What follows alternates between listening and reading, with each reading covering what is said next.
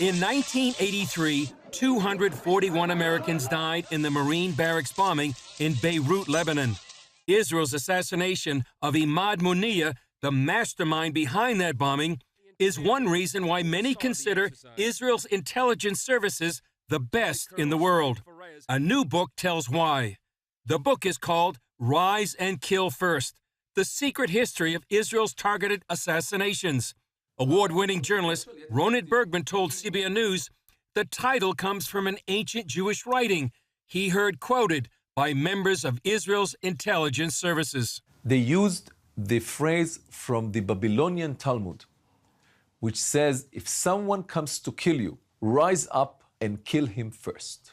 The mindset which says, when every decade your prime nemesis, your chief adversary, your main enemy, declares publicly that its main goal is to destroy Israel, then there's no other choice but rise up and kill him first.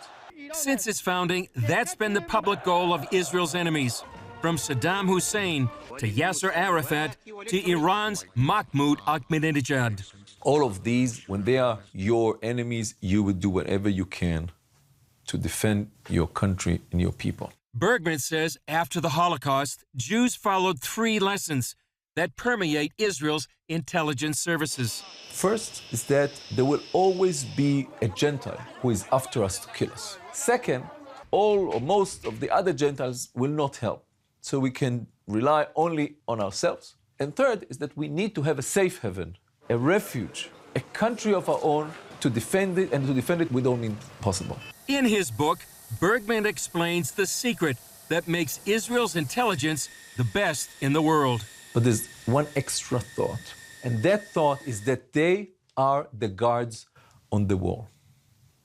They are, if borrowing a phrase from Star Trek, they are the final frontier, guarding the safety of the country and the security of the citizens of Israel and Jews worldwide, not just in Israel. They believe that if they don't work today with everything they have, then tomorrow Jews are going to be killed. Bergman's book takes readers through how Mossad chief Meir Dagan urged Israeli Prime Minister Benjamin Netanyahu and then Defense Minister Ehud Barak to use assassinations and cyber warfare against Iran instead of bombing its nuclear facilities. He also describes the elimination of Hezbollah commander Imad Muniyeh, the most wanted terrorist in the world, and how Yasser Arafat escaped dozens of assassination attempts. We asked about the dilemma of targeted killings. There are two questions that are relevant. Is it effective, and is it legally and morally justified? In describing an effective example, he pointed to the Second Intifada, when Palestinian suicide bombings killed and maimed thousands of Israelis. Bergman says Israel didn't go after the bombers, but their leaders. But when Israel started to kill all the layer, the hierarchy above them, the bomb makers, the indoctrinators, the recruiters, the drivers, the regional command, the military command, the political leaders, then these people, those who were not yet killed, who had no problem with sending other people to their death, well, they had another thought. They did not want to check by themselves if the option of the 72 virgin is true or not. After 9/11, the rules changed, and the U.S. began targeted killings with help from Israel's intelligence expertise. Now many Western nations also follow the Israeli model. Targeted killings remain an intense debate, and only Israel's prime minister can approve them.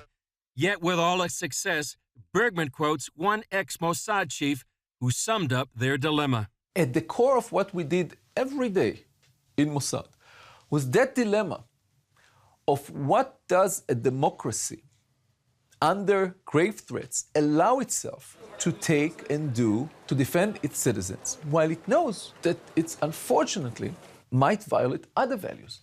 Bergman's book took 8 years to write and includes more than 1,000 interviews.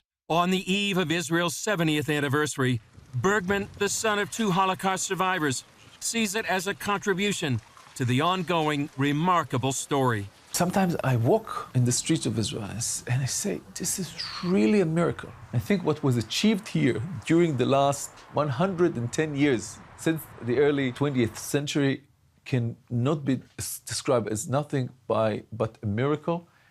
And I'm so happy to be part of that. Chris Mitchell, CBN News, Jerusalem.